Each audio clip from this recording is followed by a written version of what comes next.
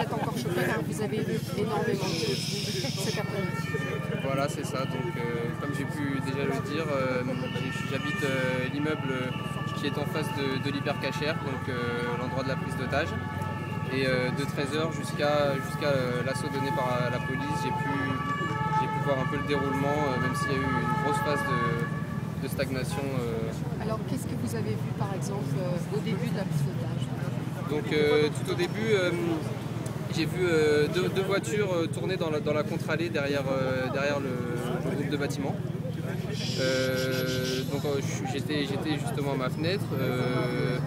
Ensuite, j'ai vu 3 policiers s'approcher avec donc l'arme à la main de l'hypercachère. Donc ça m'a intrigué, j'ai continué à regarder et c'est à ce moment-là que la fusillade a commencé. Enfin la fusillade, il y a eu quelques échanges de coups de feu. J'ai pas bien vu d'où ça partait, j'ai pas bien vu où ça a atterri, mais voilà, c'est tout ce que je peux vous dire.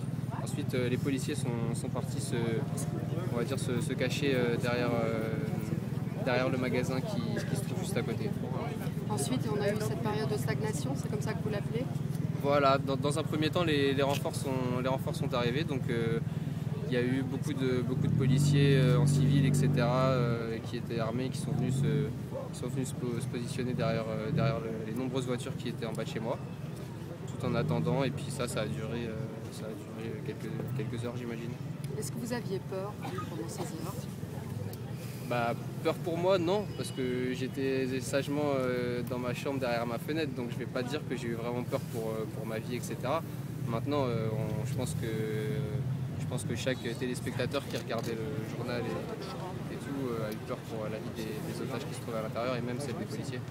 Et alors l'assaut, qu'est-ce que vous avez vu au moment de l'assaut? Alors, et entendu? Entendu surtout, c'est bien de préciser, parce que ça a commencé par 3 ou 4 tirs au mortier, j'imagine. C'était un peu comme des gros pétards.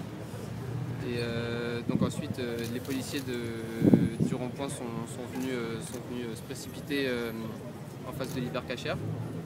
Et puis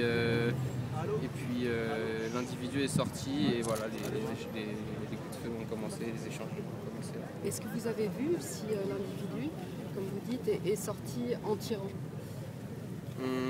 Écoutez, je vais pas m'aventurer à répondre à cette question parce que ça s'est passé très très vite et j'ai pas bien vu ce qui s'est passé. Je sais que les policiers ont tiré, je sais pas, je connais pas toutes les modalités de cette histoire.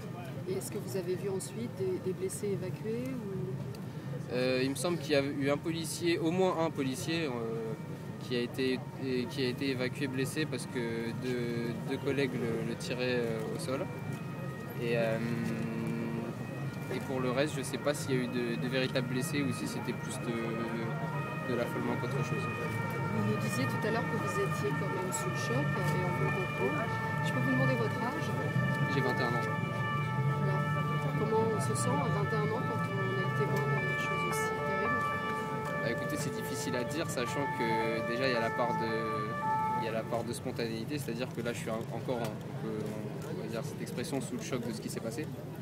Donc c'est toujours après coup qu'on peut, j'imagine, réaliser et réfléchir vraiment à ce qui s'est passé et ressentir quelque chose. Julien, est-ce que vous souhaiteriez que je pose une question à Alexis?